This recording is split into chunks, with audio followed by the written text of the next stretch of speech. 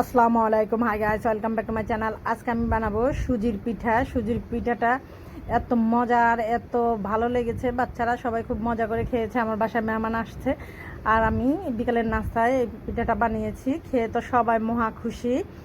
আর এই পিঠাটা আপনি বানিয়ে 2 থেকে 3 মাস বাসায় রাখতে পারেন, কোনো নষ্ট হয় না, কিছুই হয় না, ফ্রিজেও রাখা লাগে না। বাইরে থাকলেই খুবই ভালো থাকে, একেবারে 1 মাস চোখ বদ্ধ করে খাওয়া যায়, কোনো গন্ধবাস কিছুই হয় না। আর যেসব আপুদের স্বামী কিংবা ভাইরা বিদেশ আছে, এই পিঠাটা বানিয়ে বিদেশেও আপনারা পাঠাতে পারেন, কোনো নষ্ট হয় না, কোনো কিছু হয় না। একেবারে শুকনো শুকনো পিঠাটা খেতে কিন্তু খুবই মজা, একেবারে মচমচে, অনেক ভালো লাগে। বিকালের নাস্তা হিসাবে চা দিয়েও খেতে পারেন। এখানে আমি নিয়েছি 4টা ডিম, তার সাথে দিয়ে দিচ্ছি চিনি। চিনিটা আপনারা আপনাদের ইচ্ছে অনুযায়ী দিতে পারেন, যারা মিষ্টি বেশি খান বেশি দিবেন, যারা কম খান কম দিবেন। তার সাথে দিয়ে দিচ্ছি 3 চামচের মতো, টেবিল চামচের 3 চামচের মতো দুধের গুঁড়া। এবার দিয়ে দিচ্ছি আমি নারিকেল। এখানে আমি 1 কেজি সুজি নিব, তার জন্য দেখুন 4টা ডিম দিয়েছি, 3 কাপ দিয়েছি দুধের গুঁড়া, তার সাথে দিয়েছি নারিকেল। এবার আমি এগুলোর সাথে দিয়ে দিব বাদাম ভাজা। এই বাদাম ভাজাটার এত সুন্দর, এত মিষ্টি একটা গ্রান বেরিয়েছে যখন পিঠাগুলো আমি ভাজার পরে এই বাদামের এত সুন্দর একটা গ্রান বেরিয়েছে। তারপরে দিয়ে দিচ্ছি দেখুন স্বাদ অনুযায়ী লবণ, দিয়ে এগুলো সবগুলোকে চিনিটা গলা পর্যন্ত আমি 7-8 মিনিটের মতো ভালোভাবে দেখুন এগুলোকে মাখাচ্ছি। চিনিটা গলিয়ে নিলে হয় কি, চিনিটা গলিয়ে নিলে সুজিটা পরে আর পানি ছাড়ে না, আর এটাতে পানি দেওয়া লাগে না। দেখুন এবার আমি এখানে 1 প্যাকেট দিয়ে দিয়েছি, দিয়ে এবার এগুলোকে ভালো করে নাড়বো। প্যাকেটগুলো আধা কেজির প্যাকেট, আরেকটার থেকে দিচ্ছি অল্প একটু, দিয়ে এবার এগুলোকে মাখিয়ে তারপরে বাকিটা আবার দেব। একসাথে সবগুলো দিয়ে মাখালে হয় কি খামিরটা ভালো হয় না। দেখুন এখানে আমি 1 ফোঁটা পানিও দিইনি, একেবারে শুকনো শুকনো সব উপকরণ।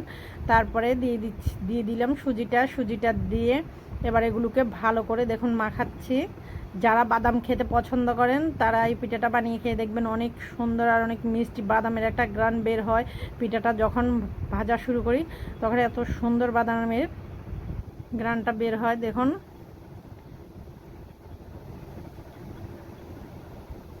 খামিরটা কিন্তু একেবারে নরমও করা যাবে না, আবার একেবারে শক্ত রাখা যাবে না। আর একটু এগুলোর সাথে দিয়ে দিব সুজি, দিয়ে দেখুন এগুলোকে মাখিয়ে নেব, সবগুলোর সাথে ভালো করে মিক্স করে নেব।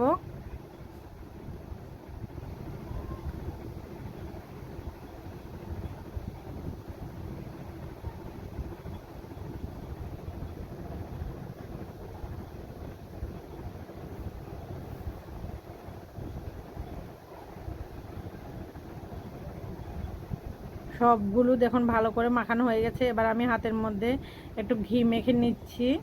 যেহেতু এটা বাদাম, তাই কিন্তু আপনি একবার গোল করতে চাইলে গোল হবে না, এগুলোকে হাত দিয়ে টিপে টিপে তারপরে গোল করতে হবে।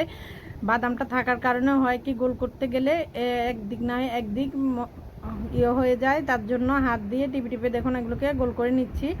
এবার আমি কয়ের মধ্যে দিয়ে দিয়েছি তেলটার মধ্যে দেখুন একটা একটা করে দিয়ে এগুলোকে ভেজে নেব। ভাজার পরে এগুলো কিন্তু একেবারে মচমচে হয়ে যায়, খেতে কিন্তু খুবই ভালো লাগে। আর এত সুন্দর মিষ্টি বাদামের গ্রানটা বের হয়, আমার কাছে কিন্তু খুবই ভালো লাগে বাদামের গ্রানটা।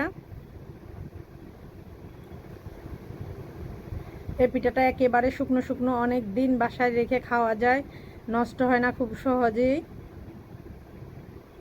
একটা কাচের বয়মে রেখে তার মুখটা ভালো করে আটকে রাখলে একেবারে মচমচে আপনি 1 মাস রেখে খেতে পারবেন, কোনো গন্ধবাস কিছুই হয় না, ফ্রিজেও রাখা লাগে না। আর যদি যাদের হাজব্যান্ড কিংবা ভাইটাই কেউ বাইরে থাকে, ওখানে আপনি বানিয়ে পাঠাতে পারেন, নষ্ট হয় না সহজেই।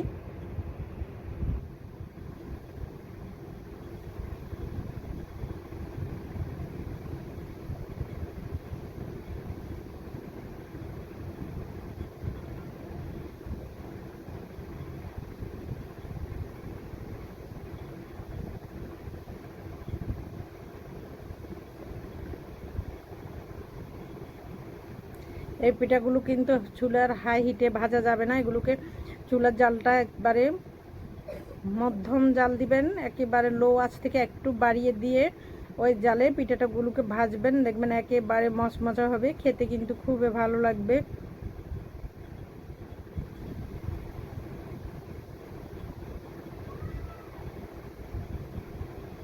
দেখুন আমার কয়ের মধ্যে পিঠাগুলো হয়ে গেছে, এগুলো উঠিয়ে নিয়েছি। কয়ের মধ্যে অনেকগুলো দিয়েছি, এগুলো ভেজে উঠিয়ে নিব। আমি একটু নাড়াচাড়া করে দিচ্ছি। পিঠাগুলো ভাজতে কিন্তু খুবই সুন্দর আর খুবই আরামদায়কভাবে ভাজা যায়, একটার সাথে একটা কিন্তু লাগে না, খুবই সুন্দরভাবে। দেখুন আমি পিঠাগুলোকে নাড়াচাড়া করছি, ভাঙেও না আর একটার সাথে একটা কিন্তু লাগেও না, যেহেতু এগুলোর সাথে ডিম দেওয়া একেবারে আটালো থাকে। দেখুন একটার সাথে একটা বাজে না, খুব সুন্দরভাবে ভাজা যায়, খুব সুন্দরভাবে হয়। আজকের মতো এখানেই শেষ। আল্লাহ হাফেজ, সবাই ভালো থাকবেন, সুস্থ থাকবেন। আল্লাহ পাক সবাইকে যেন ভালো রাখে। বেশি বেশি করে আমার ভিডিওগুলো দেখবেন, লাইক কমেন্টস শেয়ার করবেন, পেজটা ফলো দিবেন। ভিডিওর মধ্যে যখন ভিউজ বেশি দেখি, লাইক কমেন্ট শেয়ার দেখি, তখন আরেকটা ভিডিও বানাতে খুবই ভালো লাগে। আজকের মতো এখানেই শেষ। আল্লাহ হাফেজ।